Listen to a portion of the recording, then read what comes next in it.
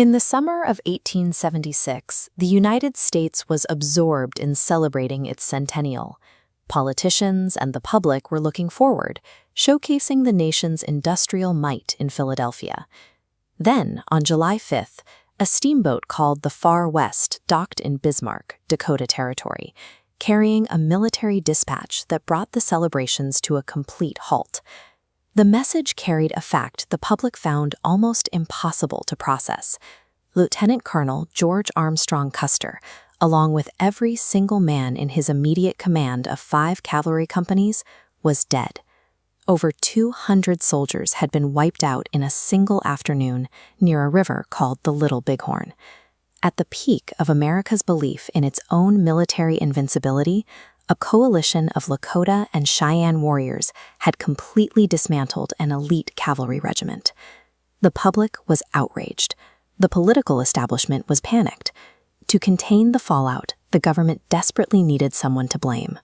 President Ulysses S. Grant was already in a highly vulnerable position. He was staring down an upcoming election.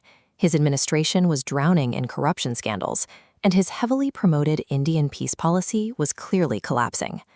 Grant also had a very personal, bitter history with Custer. Just months before the campaign, Custer had testified before Congress, exposing graft within Grant's own War Department. In retaliation, Grant temporarily stripped Custer of his command, only relenting after intense pressure from senior generals. When news of the defeat reached the East Coast, Grant immediately pointed a finger.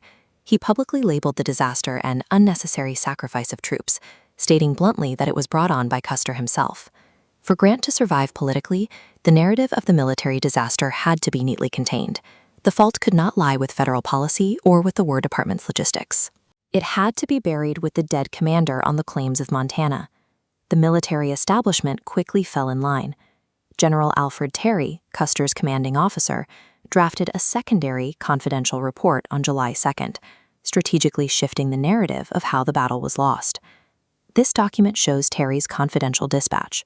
He claims, "Our plan must have been successful had it been carried out."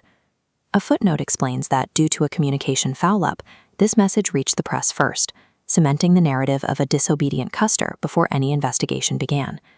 Then there was Major Marcus Reno, Custer's second-in-command. Reno had ordered a chaotic retreat from the valley early in the fighting, abandoning his position. Facing intense criticism, Reno officially requested a military court of inquiry to clear his own name. The court convened in Chicago in 1879. Despite testimony from civilian scouts describing panic and a disorganized rout, the military tribunal found Reno's conduct to be entirely without fault. By legally exonerating Reno and amplifying Terry's reports, the Army created a perfectly closed loop. The surviving brass protected their own careers by pinning every tactical failure on the one officer who wasn't alive to defend himself.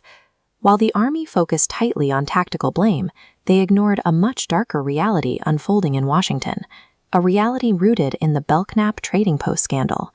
William Belknap was the Secretary of War.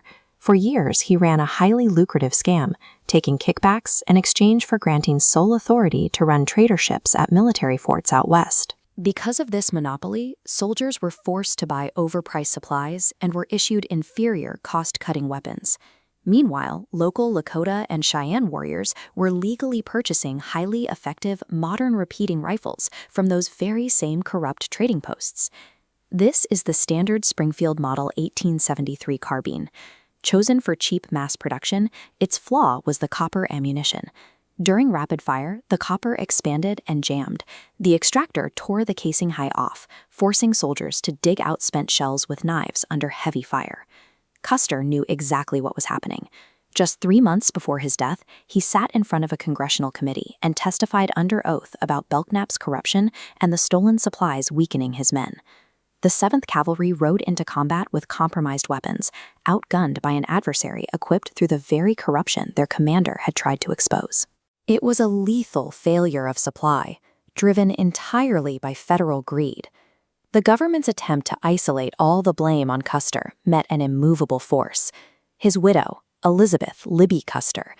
She was not the passive, grieving woman the military establishment expected. She was a fiercely intelligent and relentless political operator. Libbie launched a highly calculated media campaign that lasted 36 years. Through a series of incredibly popular books, national speaking tours, and constant lobbying, her sole objective was to elevate her husband from a defeated officer into a flawless American martyr. She ruthlessly suppressed his critics. In the rigid social structure of the late 19th century, her status as a grieving widow made her virtually untouchable. Any military officer or politician who attempted to publicly criticize Custer found their own reputation instantly destroyed in the press. Her most effective tactic was biological attrition. Libbie lived until 1933, reaching the age of 90. She systematically outlived President Grant, General Terry, Major Reno, and every other officer who could contradict her version of events. She secured the final word. Her public relations masterclass proved a stark reality of history. It rarely matters what the official reports say in the moment. Whoever controls the printing presses the longest eventually dictates the truth. The final legal accounting of the Little Bighorn was shockingly hollow. Secretary of War William Belknap rushed to the White House in tears to resign, avoiding complete ruin as the Senate ultimately acquitted him.